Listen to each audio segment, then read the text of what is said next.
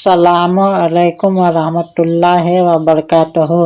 आज हम बात करेंगे इस्लाम के दूसरे खलीफा हज़रत उमर फारूक रज़ियल्लाहु अन्हु के इंसाफ की, जिनका इंसाफ आज भी दुनिया भर में मिसाल माना जाता है। हज़रत उमर रज़ियल्लाहु अन्हु का दौर हुकूमत का वो दौर था जहाँ अमन, इंसाफ और बराबरी का बोलबाला था। वो दिन में खलीफा का काम अंजाम देते और रात को भेष बदलकर लोगों के हालात का जायजा लेते। एक रात हज़रत उमर रज़ियल्लाहु अन्हु शहर के बाहर एक औरत को देखा जो आग पर हांडी चढ़ाए बैठी थी और उसके छोटे छोटे बच्चे रो रहे थे। उन्हें देखकर खलीफा ने पूछा, क्या हो रहा है? औरत बोली, हुक्मरान का हाल देखो, हमारे पास खाने को कुछ नहीं, पानी उबाल रही हूँ ताकि बच्चों को लगे कि खाना बन रहा है और वो सो जाएं।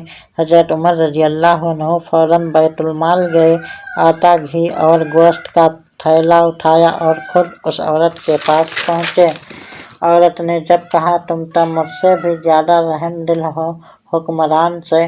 खलीफा बोले, हुक्मरान मैं ही हूँ और जब तक ये खाना खुद ना बना लूँ मुझे चैन नहीं आएगा। एक बार एक गरीब शख्स का झगड़ा एक अमीर से हो गया।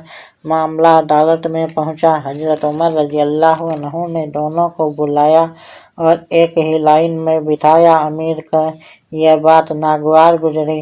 खलीफा ने कहा, इस्लाम में सब बराबर है, चाहे अमीर हो या गरीब, अदालत में कोई बड़ा नहीं, फैसला गरीब के हक में हुआ। एक बार हज़रत उमर रज़ियल्लाहु अन्हु के बेटे ने एक गलती की। जब मामला सामने आया तो उन्होंने खुद अपने बेटे को वही सज़ा दी जो एक मुसलमान को दी जाती। कहा, इंसाफ जब तक मुकम्मल नहीं होता जब तक अपने भी कानून के नीचे ना हो। अगर आपको ये वीडियो पसंद आया है तो लाइक करें, शेयर करें और सब्सक्राइब ज़रूर करें और कमेंट में बताइए आपको हज़रत उमर रज़ियल्लाहु अन्हु का कौन सा वाक़या सबसे ज़्यादा पसंद आया। अल्लाह हाफिज़।